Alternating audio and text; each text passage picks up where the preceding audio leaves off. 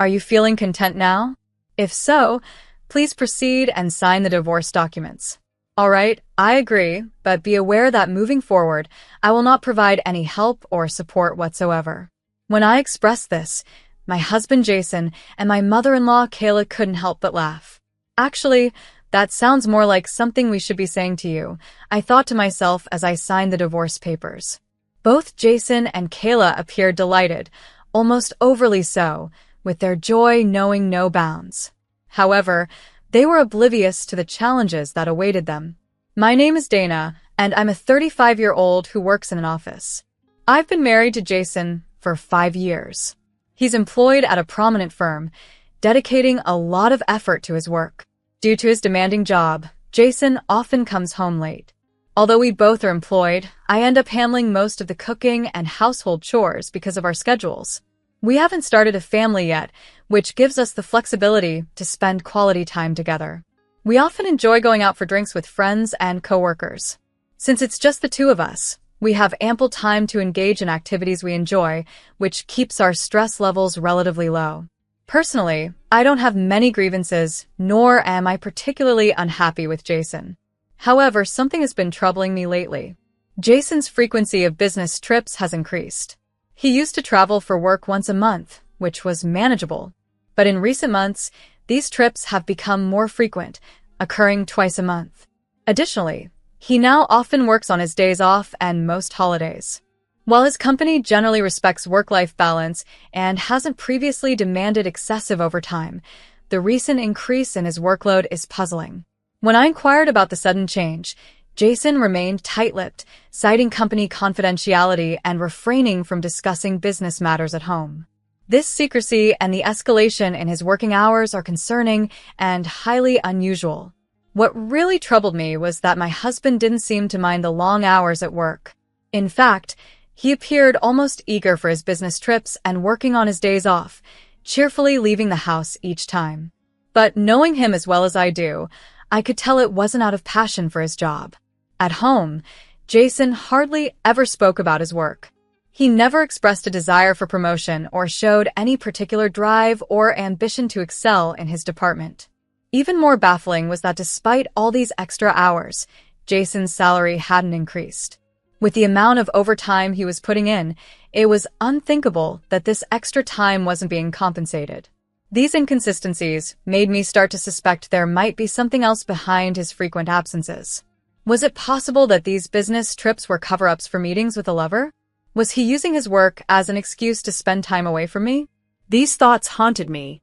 Days passed when I considered checking his phone, but Jason always kept it close to him, never leaving it unattended, not even when he went to the bathroom or washed up in the morning. My suspicions deepened. Trusting my instincts, I decided to hire a private investigator to look into the matter. Although part of me hoped my suspicions were wrong, I couldn't shake the feeling that something was off. After an anxious wait, the investigation results confirmed my worst fears. Jason was indeed having an affair. His lover was a colleague from his office, tall, good-looking, and exactly his type. The revelation was infuriating. While I was free to socialize, have drinks with friends, and enjoy lunches on my days off, I had always remained faithful. I had devoted myself entirely to Jason, valuing and cherishing our life together. Yet, he had crossed a line that shattered everything. My husband, Jason, betrayed me with ease, lying and doing as he pleased without regard for our marriage. Determined to address this deceit, I first decided to bring the matter to his mother, Kayla, with whom I shared a reasonably good relationship. I believed Kayla would support me and reprimand Jason for his actions.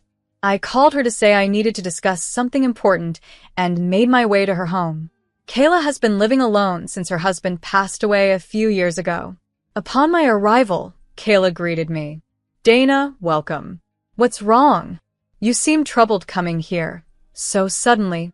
I didn't waste any time and told her that Jason was having an affair, using his business trips and work as a cover to meet his lover. I even showed her photographic evidence from the private investigator.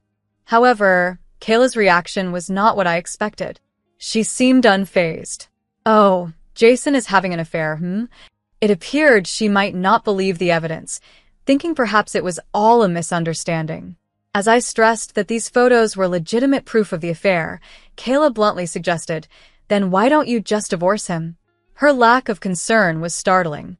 "I mean, I will get a divorce, but shouldn't we address this more seriously?" I questioned. Kayla then surprised me even further. "Well, that's good then," she said nonchalantly. Suddenly, she called out, "Jason, Amorous, you both can come out now." To my astonishment, Jason and his lover, Amorous, emerged from the next room. "How did you—" "Oh, hey Dana." "Hello," Jason began awkwardly. "I'm sorry, I've grown to prefer Amorous, you know? And when you said you had something important to discuss, I assumed it must be about this, so I called them over." Stunned, I asked, "So, you're saying you support this? You approve of your son having an affair?" Kayla responded without missing a beat. "Yes, that's right. My son found a better partner. Unfortunately, you just don't measure up to Amorous. She earns more, looks better, and has even agreed to live with me." It's obvious why Jason would choose her. As I struggled to process her words, Kayla accused me of being jealous. "What are you, jealous? How petty."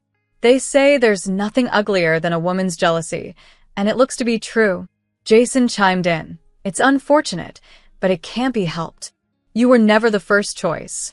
Angry and hurt by their callousness, I faced Jason and Amorous, who stood there as if I were the problem. The urge to confront them physically was overwhelming, but I knew that would only put me at a disadvantage. Keeping my composure, I managed to speak calmly despite the turmoil inside. "I don't mind if you two want to remarry, but rest assured, you'll be paying alimony." My mother-in-law, Kayla, responded with a smirk. "Oh, we'll pay. Combining Jason and Amorous's incomes, we can easily afford it. We have nothing to worry about." Then Jason presented me with some documents. "Well then, I need you to sign this," he said, sliding the divorce papers across the table to me. I noticed he had already signed his part. "Oh, I see. So, you had this plan from the start," I realized. Despite their expectations, I responded, "I won't sign it just yet." Their surprise was evident. "Why not? You just said you wanted a divorce. Just sign it quickly. We even agreed to pay you the alimony." "Ugh, you're such a pain," Jason complained. "I'm going home today because I'm not convinced I should sign these papers just yet." "I won't be pushed into doing whatever you want," I asserted. Kayla then tried to intimidate me. "Oh no, you will not leave here until you sign them." "That's right, if you want to leave, just sign these divorce papers." "Are you sure about that? Are you sure you can detain me like this?" I challenged them. "That sounds like confinement. You're threatening me, you know. And I just recorded everything you just said." Both Jason and Kayla flinched at that revelation. "What are you trying to do?" Kayla asked, visibly shaken. "I just don't want to be bossed around and told what to do. I'll decide when to divorce," I declared. "The next time we meet, we'll have our lawyers with us." With that, I left Kayla's house. Kayla was visibly stunned by my departure, and Amorous's expression made it clear she thought I was being overly difficult. Once I returned home, I packed my bags and went to my parents' house. They were surprised by my sudden arrival but became outraged when I explained the situation. They assured me that I could stay with them as long as needed until everything was resolved. About a month later, I had my lawyer present to discuss the alimony arrangements with Jason, who brought Kayla along to our meeting. I anticipated a contentious encounter, but was resigned to the fact that it couldn't be avoided. This was one of the main reasons why I had stubbornly refused to sign the divorce papers immediately. I had this inkling that by requesting alimony before finalizing the divorce, I might be able to secure a better financial arrangement. Guided by my lawyer, I officially demanded alimony, sending a certified mail to Amorous to formalize my request. Surprisingly, my husband quickly agreed and promised to pay the specified amount. "Are you content now? Then hurry up and sign the divorce papers," he urged, eager to move on. I replied calmly, "All right, fine. But remember, from here on out, I won't be here to help or support you in any way." Jason and my mother-in-law, Kayla, couldn't help but laugh dismissively at my declaration. That sounds like something we should be saying to you, they retorted after I signed the papers. They seemed overjoyed, celebrating their perceived victory, unaware of the difficulties that awaited them. After finalizing the divorce, I moved into a cozy apartment near my office, which simplified my commute significantly, allowing me to invest more time at work. Freed from the domestic duties that once consumed my evenings, I was able to accept overtime opportunities, boosting my income substantially. I also pursued professional certifications, further enhancing my financial stability. About a year after the divorce, I received a call from a familiar number that I couldn't quite place. It turned out to be Kayla. "Oh, thank goodness I've reached you," she sighed with relief. "Dana, please, I need your help." Confused, I asked, "What's wrong?" Kayla's voice was fraught with distress. "It's that woman, Amorous. I can't take it anymore. I had a hunch. Are you struggling with loan sharks because of debt?" Her shock was palpable. "How did you know?" I explained. I had an investigator look into it. Kayla accused, "So you knew everything and just left us in the dark, betraying us like that?" "Don't be absurd. You're the ones who betrayed me. Jason cheated and left me. If you've just called to complain, I might as well hang up now." Desperate, Kayla blurted out, "Wait, would you consider getting back with Jason if this continues? Both Jason and I are sinking because of Amorous."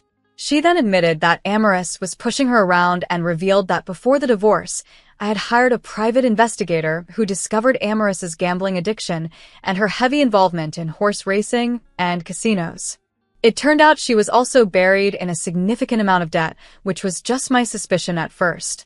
I believe Amorous married Jason and moved in with Kayla to cut down on her living expenses, effectively saving money on rent. Being a dominant and outspoken person, she likely coerced Kayla into doing all the household chores and possibly even pressured both Kayla and Jason into helping her pay off her debts. "Oh, Kayla, you must feel so let down," I commented when Kayla shared her woes. "So, it turns out it wasn't me who was lacking. It's Amorous who's really struggling financially." "Well, it's no longer any of my concern. I've moved on." Kayla then pleaded, "Please don't abandon us like this. Almost all of Jason's and my savings are gone."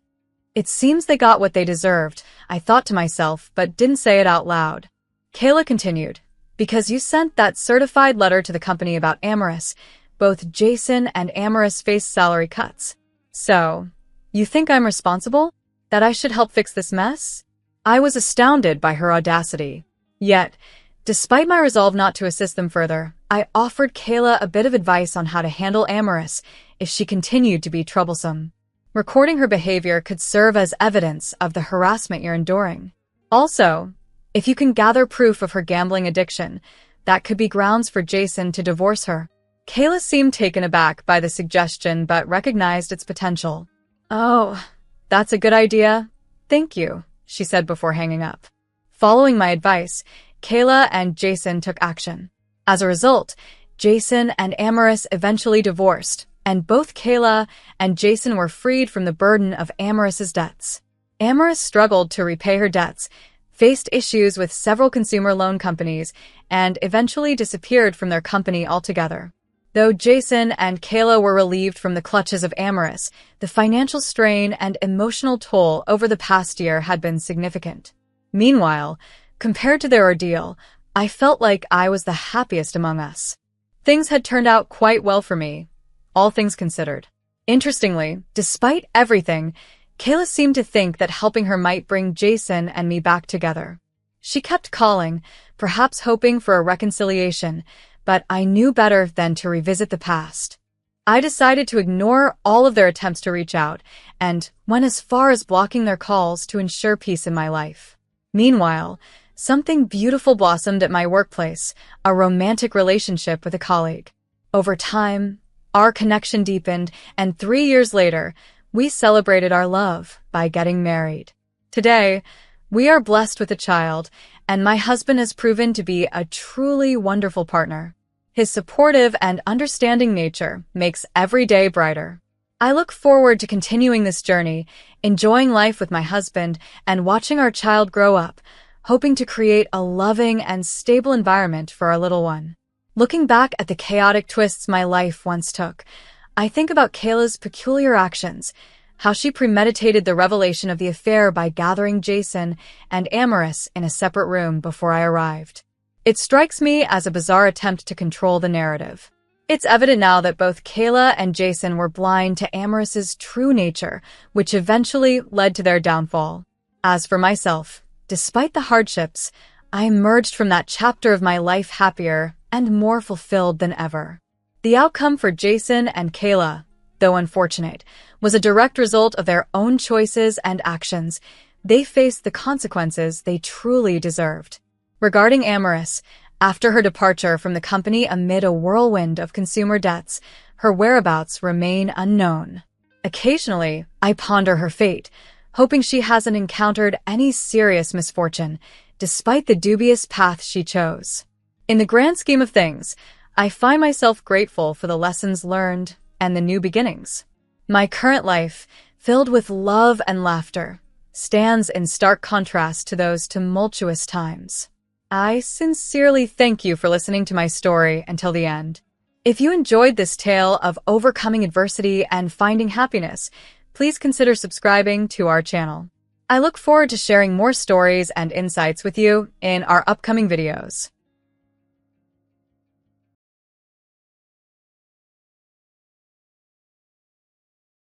Greetings, I'm Heather, and I've reached the age of 37. Allow me to recount an amazing case and how I promptly addressed it, as I'm not one to be deceived. Contrary to many tales I've encountered, I surprisingly had a good relationship with my mother-in-law before everything unraveled. Our bond was smooth, filled with warmth, perfection, and mutual respect. My husband Ryan was the love of my life, my partner, and my best friend. From my perspective, everything seemed picture perfect.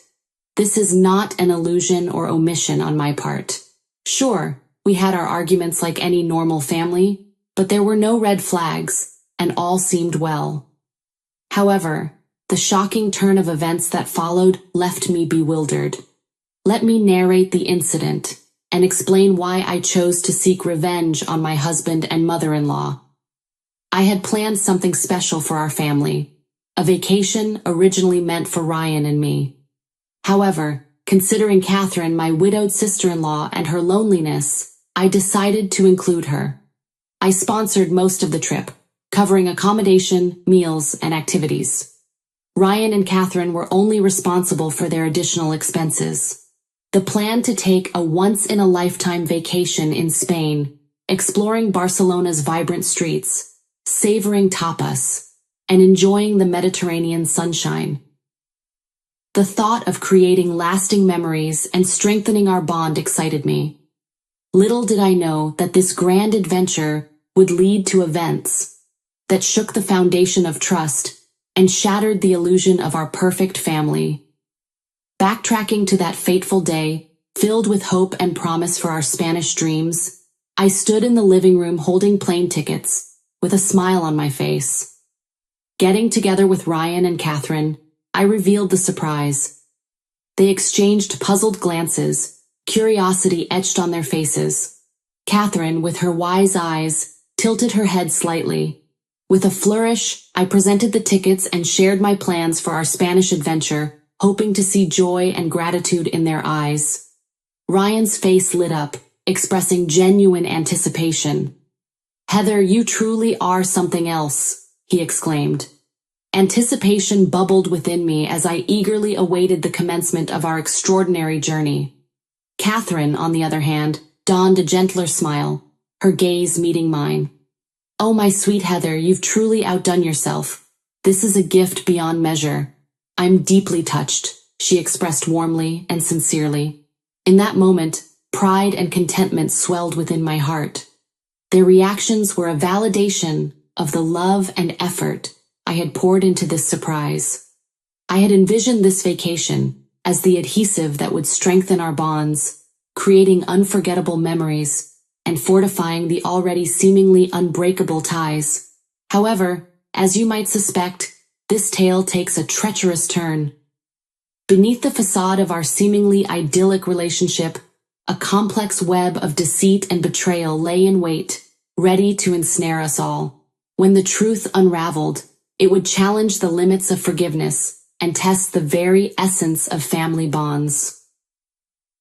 As planned, we boarded the plane, embarking on our adventure. The anticipation was palpable as we immersed ourselves in the vibrant streets and rich tapestry of Spanish culture. The first week unfolded seamlessly, with the flavors of paella, exploration of historic landmarks, and dancing to the infectious rhythms of flamenco. Laughter and joy filled the air, and I reveled in the belief that our bond was unbreakable. However, little did I know that a storm was brewing on the horizon, waiting to unleash its fury upon my unsuspecting heart. On a fateful Monday morning, as the sun bathed the city in golden hues, I woke up to find an empty hotel room. Confusion and a growing sense of unease gripped my heart. Frantically, I reached for the phone, dialing both my husband's and Catherine's numbers, hoping for an explanation. But to my dismay, their phones remained silent, their voices absent. Fear began to claw at the edges of my mind as I searched the empty room for any sign of their presence. No notes, no bags, no traces of disturbances or struggle, just an unsettling silence that hung heavy in the air. It seemed I was left alone in a foreign land, and the minutes felt like an eternity as despair threatened to consume me. A glimmer of hope pierced through the darkness as my phone buzzed, signaling an incoming call. It was Catherine. Relief washed over me, mingled with confusion and a deep sense of hurt. How could she leave without a word? With trepidation, I answered the call, my voice filled with a mix of concern and disbelief. "Catherine, where are you? What happened?" I questioned. Catherine's voice, tinged with a strange mix of resignation and frustration, reached my ears. However, it wasn't the same sweet voice I had always known. It sounded colder. "Heather, I felt the need to return your call since my phone was incessantly ringing," she said, a little annoyed. "Oh, I'm sorry for disturbing you. I was just wondering where you two went. Your bags aren't here, and I was concerned that something bad had happened," I explained, confusion and worry mingling in my voice. With an indifference that shook me to the core, she uttered the next words, "We left you." Shocked, I asked, "But why? What happened?" Catherine's response was sharp, cutting through the air like a blade. "I couldn't bear to spend another week in your company, so I had to leave." "Did I do something wrong?" I asked, bewildered and hurt. "Yes, I mean, how could you be so dense?" she continued in a harsh tone. "Excuse me?" I resented. "You sprang up this trip on me, practically forcing me to go with you." I couldn't remain disingenuous any longer. "Let me spell it out clearly for you, Heather. I don't enjoy your company. Sure, we can spend a couple of hours together at a family event, but 2 weeks? I tried to be civil and grace you with my presence for as long as I could. Turns out I could only muster 1 week with you before I lost my mind. I'm sorry, but I'm on the way to the airport with Ryan right now. We can't be around you any longer," she stated irritably. Shock reverberated through my core as the revelation struck me like a bolt of lightning, unraveling the threads of trust I had so naively woven. How could our seemingly unbreakable bond crumble beneath the weight of unspoken grievances? Questions flitted through my mind as I grappled with this harsh reality. What had I done wrong? What exactly did I do to deserve such harshness? How did things escalate to this point? Was there no chance for reconciliation? Confusion and heartache intertwined within me, the pain of betrayal seeping deep into my soul. "I didn't know you felt this way, Catherine," I said, my voice cracking. "Honestly, you had no reason to. I'd always led you to assume that things were fine and dandy between us," she added unapologetically. "Why not bring that up? Why not sit me down so that we could hash out whatever problem there was between us?" I pleaded, desperation creeping into my voice. "Because if I'm being honest, I still don't know what I've done to wrong you," I added. That's the thing. I just can't put my finger on it, but you just irk me, she admitted, her words harsh and blunt. What? That's the most childish thing I've ever heard. You can't stand me just because of some inexplicable irk? Grow up, Catherine. I thought I offended you or something, but I didn't do anything wrong, right? I asked, trying to keep my composure. Not necessarily, but it doesn't matter. What matters is how I feel about you, and I feel that you're annoying, and I just can't stand being around you, she said, her voice unyielding. If that's the case, then why did you say yes to coming with us on this trip? I asked, bewildered by her reasoning. Because it was a free trip to Spain. No one is going to turn down that opportunity. But as the days went by, I grew more and more tired of your antics, the mother-in-law uttered dismissively. What antics, Catherine? What did I do that was so bad that you decided to leave me all alone in a foreign country? I demanded, frustration and hurt boiling over. She failed to answer, and I grew more impatient with this impromptu disdain coming out of nowhere. I was shocked, hurt, confused, and angry, but most of all I was just sad. I had to inquire about my beloved husband and what he had to say in all of this. Let me speak to Ryan, I requested. Catherine easily and casually handed the phone to Ryan. I assumed that Ryan had probably heard the whole conversation. He responded with the same indifference and coldness as his mother. Hello, really, Ryan? You decided to leave me too? I asked, my voice shaking. I didn't leave you because I don't like you. I left because my mom needed me to take her home, he replied. So you knew about all of this? How long have you known about your mother's apparent hatred towards me? I questioned, struggling to keep my voice steady. For some time now. I was hoping this trip would bring her closer to you, but I was wrong, Ryan admitted. Okay, but what I'm failing to understand is why none of you approached me about this. We're all adults, meaning if there's an issue, we solve it. It's not like we haven't had arguments in the past. We sat down and solved those arguments. What's different about this time? I asked, frustration creeping into my tone. Ryan failed to answer, mirroring his mother's earlier silence. The only thing I could safely conclude about this entire stupid debacle was that his mother hated me for a silly reason, which she knew wasn't valid. Maybe she's jealous of me or something. Maybe I have something she can't have, and she knows she can't speak up about it without sounding foolish, so she's beating around the bush. Am I correct in assuming that? I pondered. Their resounding silence affirmed my assumption. Well, I can say that I'm honestly shocked. I didn't know that you two felt this way about me. I hope you have a safe flight back home. I cut the call, pacing around the hotel room, still trying to understand the issue. As I contemplated whether I deserved this treatment, I realized that 47 years on this planet had taught me that sometimes people hate for no apparent reason, driven by jealousy or bitterness. It's not uncommon, but the last people I expected this behavior from were my own family. After sobbing for some time, I had an epiphany, taking me back to the moment when I decided to take control of my destiny and seek vengeance against those who wronged me without cause. It was a pivotal moment that would forever change the course of my life.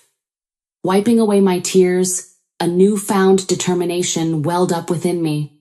I refused to waste any more precious emotions on their actions. It was time to show them they couldn't trample over my heart and get away with it. With trembling fingers, I dialed my childhood friend Brody's number, knowing I could trust him with my darkest secrets. After pouring out my heart and explaining the painful betrayal, I cautiously asked if he could assist me in my quest for justice. Brody, always the loyal and mischievous friend, listened intently, his voice filled with a mix of concern and excitement, reassuring me that he had my back. Heather, my dear friend, you're a force to be reckoned with, and you know you can count on me for anything and everything. So, what are you planning on doing? He asked confidently. Well, Brody, I know how your construction company always has excess sawdust. I asked, hinting at my idea. Yes, it can be quite a hassle to get rid of sometimes, he responded. I believe I've found the perfect use for it, I said, a mischievous smile forming on my lips. His curiosity piqued. I unraveled my plan like a carefully crafted script, detailing how we would execute the ultimate act of retaliation. Bags of sawdust would be delivered to Catherine's house, infiltrating every corner and crevice, leaving an indelible mark of chaos and betrayal. Brody couldn't help but smile at the brilliance of my idea, a subtle yet impactful reminder to Catherine of the stress she had unleashed upon my life. Armed with Brody's expertise and my newfound determination, we set our plan into motion. The question arose, how would we get inside the house before they returned? You need to get the spare key hidden under the potted plant on the patio, then you'll be in, I instructed Brody. Wow, you thought of everything, huh? He marveled at my foresight. I'm not one to be played with. I think I'm a reasonable woman, but if they want to go lower and act childish, then I'll go even lower, I declared. Atta girl, he cheered me up. As the hours passed, anticipation swirled within me. Brody assured me that the mission was complete, and soon I would witness the fallout of our carefully orchestrated chaos. Then, like a sweet melody in my ear, my phone chimed with a message from Brody. I eagerly opened the pictures he had sent, revealing a sight to behold. Catherine's once pristine home now resembled a post-apocalyptic wasteland, drowned in a sea of sawdust. Every nook and cranny had been touched by our mischievous hands, a scene straight out of a surrealistic painting, an embodiment of the chaos that had unfolded in our lives. I called Brody, and his laughter echoed through the phone. I couldn't help but join in. It was a mental release, a shared moment of triumph over those who had betrayed me. I expressed my heartfelt gratitude to Brody, acknowledging his willingness to tread the path of mischief with me. He simply said, "Naughty can be so satisfying, my friend." As the clock ticked away, I could feel the tension building within me. How would Ryan and Catherine react when they walked through the doors of their once beloved home? The anticipation was almost unbearable, a heady mix of nerves and vindication. I couldn't help but relish the thought of their bewildered faces and disarrayed emotions. Hours later, my phone erupted with frantic energy. It was Ryan, his voice laced with panic and disbelief as he described the chaotic scene that awaited them, the sawdust-covered house standing as a testament to their betrayal. My heart danced with wicked delight as I listened to his exasperated voice. At that moment, I knew that the message had been received loud and clear. Their actions had consequences, and the chaos they had sown had come back to haunt them. "Heather, it's just awful. Mom is in hysterics," he exclaimed, his voice frantic. I decided to reveal the part I played in this. "It serves both of you right. How could you leave me here alone without a valid reason, no less?" I uttered. "Wait, Heather, was this your doing?" Ryan asked, his voice a mix of disbelief and accusation. The wailing and panic in the background stopped, and instead approaching Catherine's phone. I heard my mother-in-law say, "Give me that," before shouting in my ear, "How could you do this to us?" To me, I could hardly contain my laughter. "I have no idea what you're talking about. Have you considered that this is just your karma?" I replied, feigning innocence. "Oh, come on, Heather. We all know it was you. Who else would have access to my home?" my mother-in-law demanded. "Home? It's very easy to break into someone's home nowadays, Catherine, especially if you don't have any security cameras installed, which, by the way, you should seriously consider doing to prevent things like this from happening again," I advised with a hint of sarcasm. "Honestly, Heather, how can you do this to us? Where are we supposed to sleep? This sawdust is making my lungs ache," Catherine complained. "Oh, that's right. You probably forgot to get the keys to my house, huh? Well, that's a shame. I'm guessing you two are going to have to stay in yet another hotel. But for how long? Until I decide to come back from my vacation, I guess. I mean, I paid for 2 weeks, after all. And who knows, I might feel greedy and decide to extend my stay. I retorted, a mischievous grin spreading across my face. Ryan took the phone from Catherine and proceeded to berate me, lamenting over the ruined furniture. Heather, this was foul. How could you do this? He asked disappointedly. I don't know why you're assuming that I had anything to do with this. I mean, how could I? I'm currently relaxing in the hotel jacuzzi. How could I have done this? I held back my laughter as the two of them were clearly confused as to what had happened, even though they suspected I had something to do with it, which I obviously did, but they didn't have any solid proof. So I basked in all the glory of knowing that they were frustrated but had nowhere to direct their anger. As I bid Ryan farewell on the phone, a sense of contentment washed over me. I took responsibility for my act, leaving them to deal with the consequences of their actions. I know what I did was quite foul and even quite dangerous, considering how old Catherine is. I mean, spending even a night in that house could lead to serious health consequences. But I knew that they wouldn't dare dream of staying there. He was too corrupted to be livable. They just had to rely on staying in a hotel for a little bit longer. Because I didn't want my money to go to waste, I stayed that extra week in Spain, enjoying the culture as I intended, while my husband and my mother-in-law were undoubtedly worried, trying to find a cleaning company that would take on such a daunting task. I didn't know how long it would take to get the house professionally cleaned, but I knew that in the meantime, my mother-in-law would have to stay with us in my home, and I knew that she would just be irritated the whole time since she apparently couldn't stand my company. This should serve as a reminder to some of us that some people have to learn from experience. And if it just so happens that you can dish out your own justice, then by all means, go ahead and do it, and really give people something to be mad about.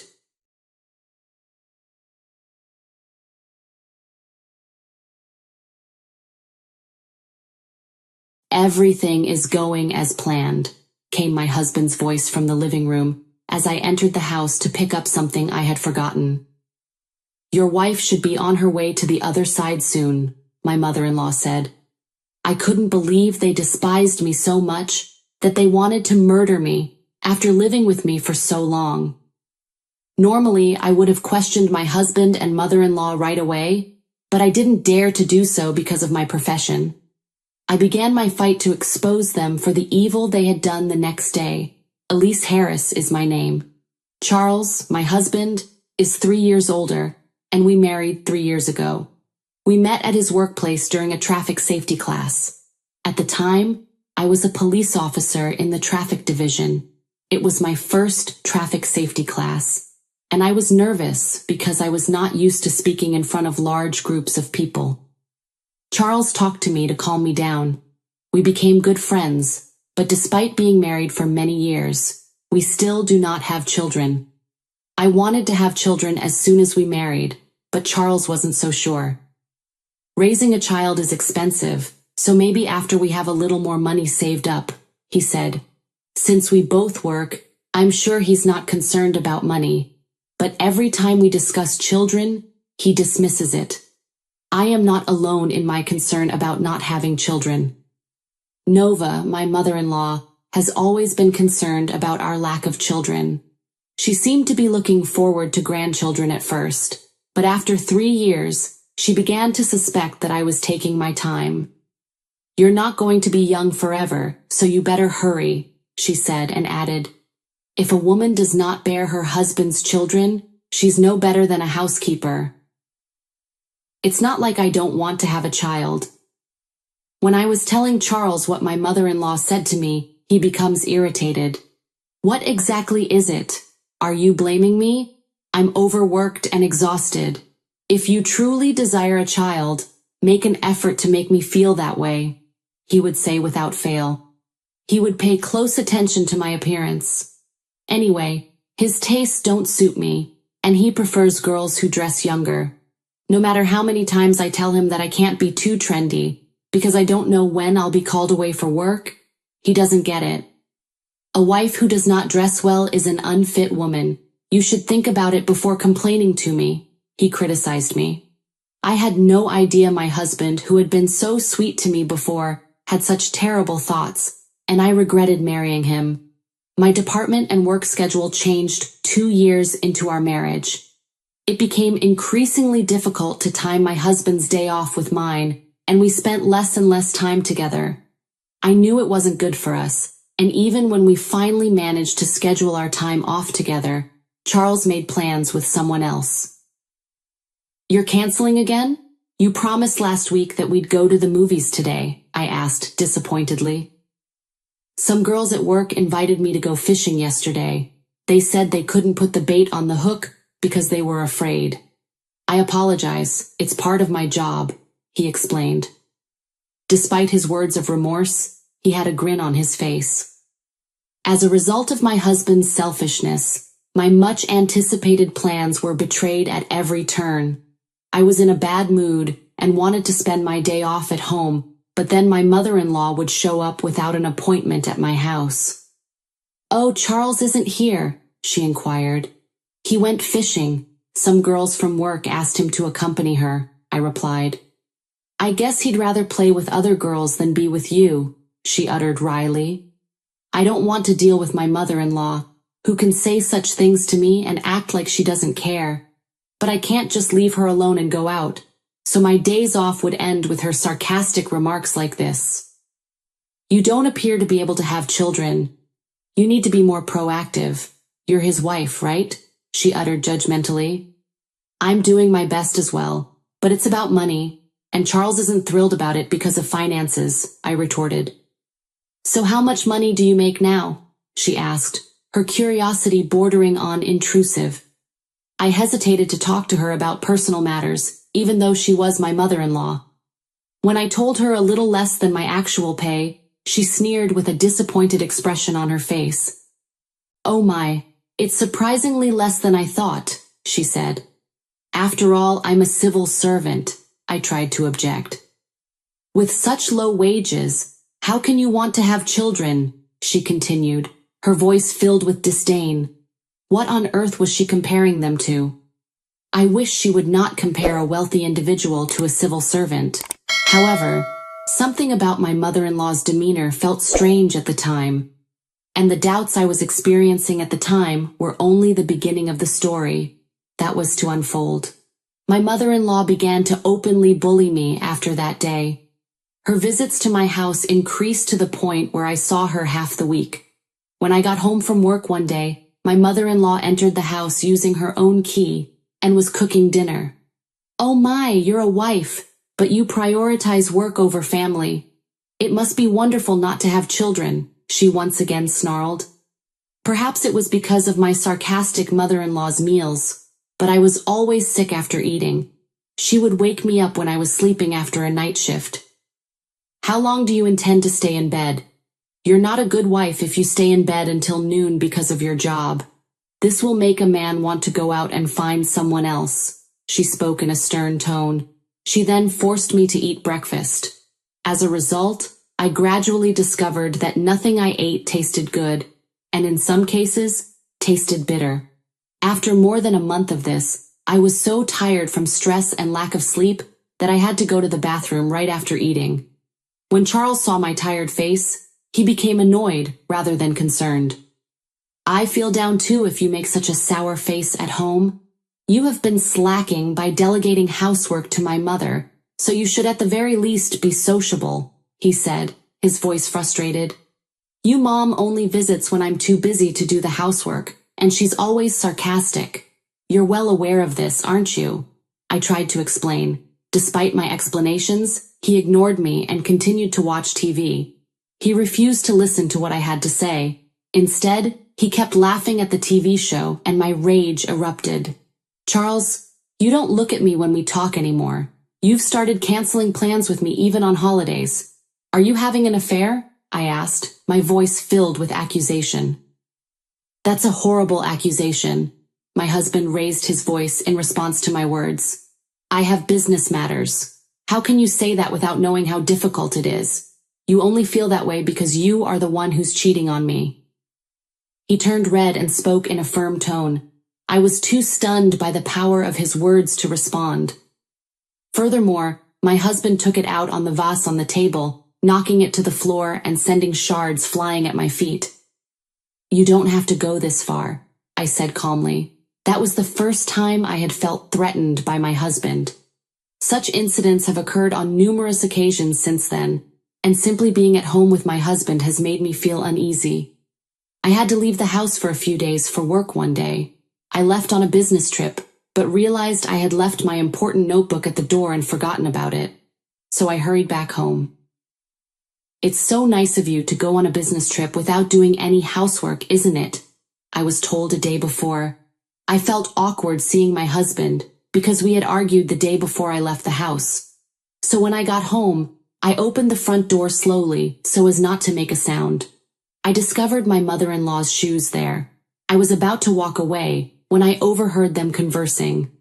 "I got the thing, and so far everything is going as planned," Charles said with satisfaction.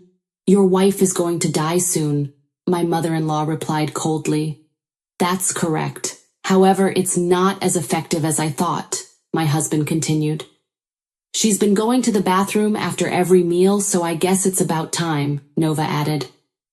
The conversation took my breath away. I couldn't believe what I was hearing. What exactly did they mean? I quickly took out my voice recorder, which I always keep with me, and began recording. Unaware of what I was up to, the two in the room were upbeat and talking loudly about their crazy plan. "Should we increase the amount of the life insurance policy? That way, we'll be able to pay off your debt, right?" Charles said enthusiastically. "I'd be extremely grateful," the mother-in-law responded and added, "You won't have to look at that ugly girl every day too then." I held my breath in surprise. I couldn't believe they thought of me like that, even if they didn't like me.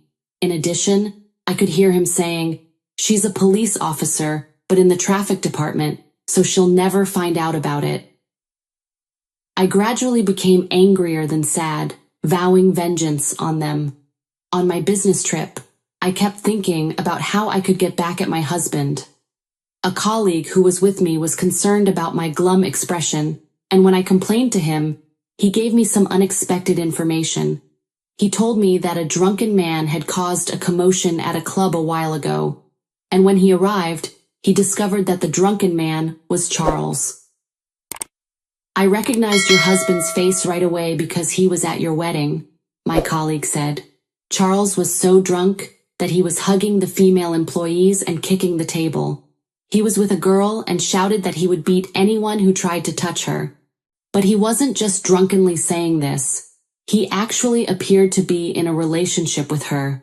I had suspected he was cheating on me before, but now I was sure. Everything my husband had done up to that point made sense to me. I wasn't as surprised as I was shocked, and I was motivated to conduct a thorough investigation into my husband's affairs as well. I'm not gonna let it go.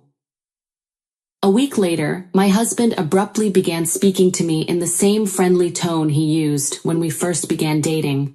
I was expecting him to have a hidden agenda, but instead, he handed me a document. "Elise, you always give your all in your dangerous job as a police officer. I admire you as a husband, but I'm concerned about you," he uttered with false sincerity. What a pleasant surprise. It was a life insurance application.